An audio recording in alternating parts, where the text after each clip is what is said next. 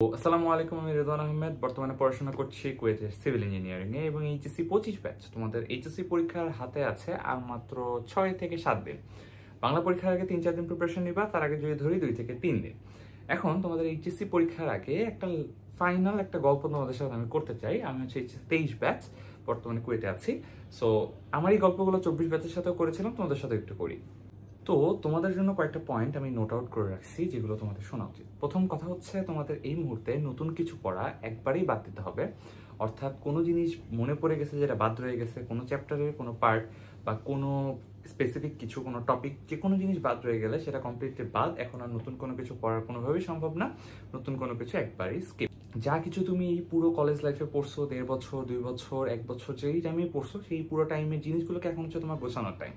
So এই 1-2 দিনে সবকিছু গোছায় ফেলো। প্রত্যেক সাবজেক্টের আগে যে পার্টিকুলার দিনগুলো আছে, 2 দিন, 3 দিন, 4 দিন, যেই দিনগুলো থাকে সেই দিনগুলোতে যেন তুমি প্রিপারেশন নিতে পারো, সেই দিনগুলোতে তোমার যেন গোছাইতে না হয়। তারপর হচ্ছে মাইন্ড রেস্ট, অনেক ইম্পর্টেন্ট একটা বিষয়।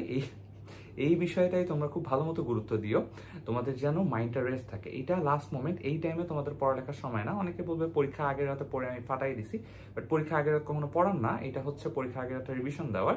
এতদিন 1.5 বছর সময় পেয়েছো, এই সময়টা ছিল তোমার পড়ার। তো তোমার এখন কাজ হচ্ছে মাইন্ডটাকে রেস্ট দেওয়া এবং যত সম্ভব আগের জিনিসগুলোকে রিকল করা এবং সেগুলো যেন পরীক্ষা হলে রেখে দিয়ে আসতে পারো, সেই ক্যাপাবিলিটি ধরে রাখা। যেহেতু আমি বললাম যে মাইন্ড রেস্ট দাও, তার সঙ্গে সঙ্গে আরেকটা কথা বলবো, সেটা হচ্ছে সুস্থতায় ফোকাস দাও। এই টাইমটা হচ্ছে তোমার একটা 1 থেকে 1.5 মাসের একটা পরীক্ষা, তোমার লং পরীক্ষা। এই টাইমে তোমার সুস্থতায় ফোকাস অবশ্যই দিতে হবে। তুমি এই 1-1.5 মাসে তুমি যদি যত লেভেলের টপার হও না কেন, তুমি যদি সুস্থ না থাকো, তোমার যদি সুস্থতা না থাকে শরীরে, তাহলে তুমি পরীক্ষায় তোমার আউটপুটটা বেস্টটা দিয়ে আসতে পারবে না। তো এই সময় তোমাকে সুস্থ থাকতে হবে, তোমার খাবার হ্যাবিটগুলোকে ঠিক করতে হবে। তোমার যেই খাবারগুলোতে সমস্যা আছে, যেগুলো খেলে তোমার সমস্যা হয়, লাইক অনেকে ভাজা পোড়া, অনেক ধরনের খাবারের সমস্যা হয়, সেই খাবারগুলোকে অ্যাভয়েড করতে হবে। নিজের লাইফস্টাইল থেকে একটু গুছিয়ে আনতে হবে যেন তুমি ঠিক থাকো, সুস্থ থাকো এবং যথেষ্ট কনসার্ন থাকতে হবে নিজের হেলথের ব্যাপারে।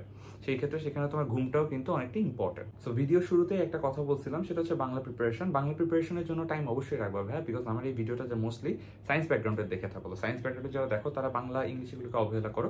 বাংলা ইংলিশ কিন্তু তোমার এ প্লাসের জন্য অনেক গুরুত্বপূর্ণ একটা ফ্যাক্টর এবং অনেকগুলো তোমার এ প্লাস ক্যারি করে, বিকজ জানো 4 সাবজেক্ট কিভাবে কি কাজ করে। আমি এগুলো ডিটেলস যাচ্ছি না। সো বাংলার জন্য একটা 3 থেকে 4 দিন বা তোমার যতটুকু সময় লাগে, হেলায় ফেলায় রেখো না এই জিনিসটাকে। এই 3-4 দিন সময় দাও, বাংলাটাকে ভালো মতো পড়ে পরীক্ষা দিয়ে আসো এবং বাংলা কিন্তু অনেক লিখতে হবে। সো লেখালেখির প্র্যাকটিস করো। তার আগে একটা কথা, এই 3 থেকে 4 দিন তো তোমার গেল হচ্ছে বাংলা প্রিপারেশনের জন্য, বাট তার আগে যে 2 দিন আছে, এগুলো কিন্তু তোমার পরীক্ষাকে লাস্ট 2 দিন। সো এই লাস্ট 2 দিনে তোমার কাজ হচ্ছে তোমার ফাইলপত্র সব গোছানো, অ্যাডমিট কার্ড গোছানো, তোমার জামা কাপড় থেকে এভরিথিং সব কিছু ঠিকঠাক আছে কিনা। বিকজ তোমার যে সামনে 3-4 দিন বাংলার জন্য রাখছো, সেখানে যেন তোমার এইসব কাজ না করতে হয়। এইসব কাজ এখন সেই 3-4 দিনে যেন সেই 3-4 দিনই থাকে পড়ার জন্য। তারপর একটা গুরুত্বপূর্ণ কথা হচ্ছে, গুরুত্বপূর্ণ দিনগুলোর আগে বের না হয় উচিত। এটা আমাকেও আমার বড় যারা আছে তারা বলে এবং এটা অনেকটাই গুরুত্বপূর্ণ। বিকজ সাপোজ তোমার বাংলা পরীক্ষার আগের দিন তোমার কোনো কারণে কোনো কিছু একটা হয়ে গেল বাইরে বের হয়ে, সেটা থেকে হিল হইতে তোমার সব অ্যাক্সিডেন্ট অনেক কিছু হতে পারে, হিল হইতে মিনিমাম 1 দিন কিন্তু যে কোনো কিছুতে লাগে। সো সেই 1 দিন সময়টা তুমি পরীক্ষার আগের রাত হইলে পাবা না। সো আমি সাজেস্ট করবো পরীক্ষার আগের রাতে বাসা থেকে বের না হয় উত্তম।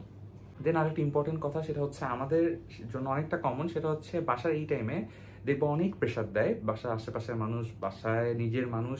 বিকজ এমনিতেই তুমি একটা প্রেশারের মধ্যে আছো, সেই সময় তোমার যেটা দরকার সেটা না পেয়ে প্রেশারটা বেশি আসে এবং এই জিনিসটা কিছু করার নাই। তোমাকে যেটা করতে হবে, স্মার্টলি হ্যান্ডেল করতে হবে।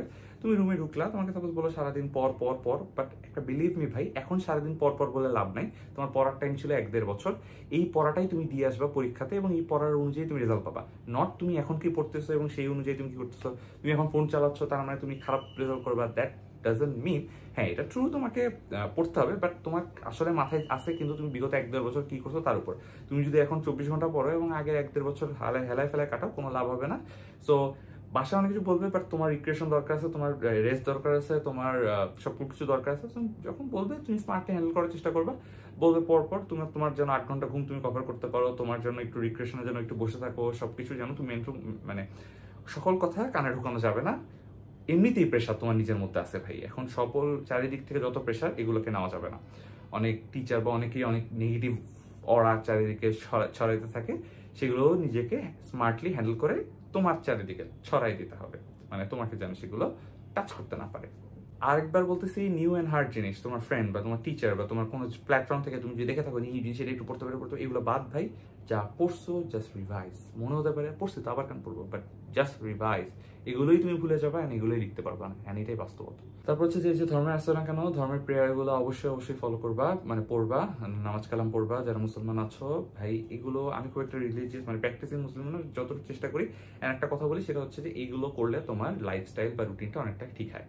আমি এখন ওরকম ঠিকই নাই, বাট সেটা হচ্ছে যে যেমন তুমি যদি ফজরের নামাজ পড়ো তাহলে সকাল সকাল ওঠা হয়, দেন এসা পরে 2-3 ঘন্টা পর ঘুমাই যেতে পারো, একটা রুটিনে চলে আসতে পারবা তুমি আর কি। সো নামাজ কালামগুলা এই সময় পড়াটা অনেক ইম্পর্টেন্ট, না অল টাইম পড়া ইম্পর্টেন্ট, বাট ছেড়ো না ভাই। এই সময় যারা পড়ালেখার অজুহাতে নামাজ কালাম ছেড়ো। সেকেন্ড একটা কথা হচ্ছে প্রিপারেশন, যেমন প্রিপারেশনের মধ্যে পড়ালেখা একটা পার্ট, তেমন প্রিপারেশনের মধ্যে রিক্রিয়েশন একটা পার্ট। তুমি 4 ঘন্টা পড়তেছো, 1 ঘন্টা ব্রেক নিচ্ছ, এটা তোমার একটা পার্ট। এই 1 ঘন্টায় কেউ এসে তোমাকে বললো যে আমার একটা কাজ করে দিয়েছে, না। এই 1 ঘন্টা তোমার, এই 1 ঘন্টা রিক্রিয়েশনের দায়িত্ব তোমার। এই 1 ঘন্টা তোমার নির্ধারণ করবে তোমার পরবর্তী 4 ঘন্টা তোমার পড়াতে কতটা এনার্জি থাকবে। এই 1 ঘন্টাও তুমি যদি এনার্জি লস করে ফেলো তাহলে পরবর্তী 4 ঘন্টাও তুমি লস করে ফেললা। নট সব ফ্রি টাইমেই যে তুমি ফ্রি, ব্যাপারটা তা না। ফ্রি টাইমে তুমি একটু ঘুমায় নাও, যেন এই 1 ঘন্টা একটু ঘুমায় নাও। এই ঘুমায় যে পাওয়ার ন্যাপ নিলা, এই পাওয়ারটা যেন তুমি পরবর্তী 4 ঘন্টা কাজে লাগাতে পারো।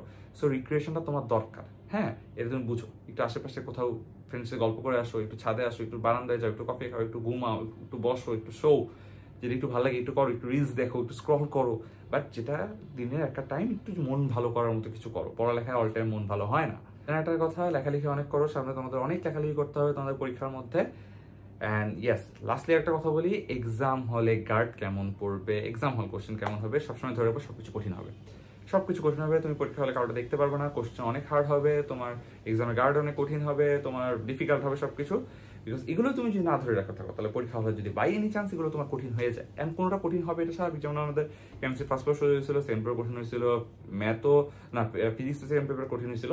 সো এইসব ক্ষেত্রে তোমাকে ধরে রাখতে হবে তোমার জিনিসগুলো কঠিন হবে, তোমাকে এগুলো যত সম্ভব হ্যান্ডেল করতে হবে।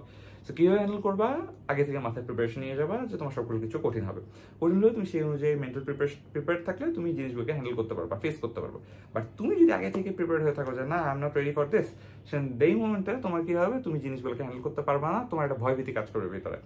বাট আরেকজন এটা দেখে লেখালেখি এগুলো ধরে যাও যে আমি কারোটাই দেখতে পারবো না, তারপরে আমি যতটুকু পাবো ততটুকুই। এখন পরীক্ষা যদি কোনো ধরনের হার্ড হয় তোমার তাহলে কিছু করার নাই, তোমার ওখানে বেস্ট সেটা হচ্ছে যে তুমি এখান থেকে কতটুকু দিয়ে আসতে পারবা। বাট তুমি যদি টাইমে ভয় পেয়ে যাও তাহলে তুমি সেখান থেকে তোমার ভিতরের বেস্টটা দিতে পারবা না, বিকজ তোমার সেই ভয় তোমার সেই যেই পটেনশিয়ালটাকে নষ্ট করে দেবে। সো মেন্টালি প্রিপেয়ার্ড হওয়াটা অনেক ইম্পর্টেন্ট যে কোনো কিছুতে, পরীক্ষার জন্য প্রিপেয়ার্ড হয়ে যাও। আজকের ভিডিও এতটুকুই, দেখা হবে নেক্সট কোনো ভিডিওতে, এবং নেক্সট ভিডিওগুলো তোমাদের প্রত্যেকটা পরীক্ষার আগে আমি বানাবো HSC 25 ব্যাচ। আশা করি তোমাদের সেগুলো ভালো লাগবে, হেল্পফুল হবে। তো আজকের ভিডিও এতটুকুই, আসসালামু আলাইকুম।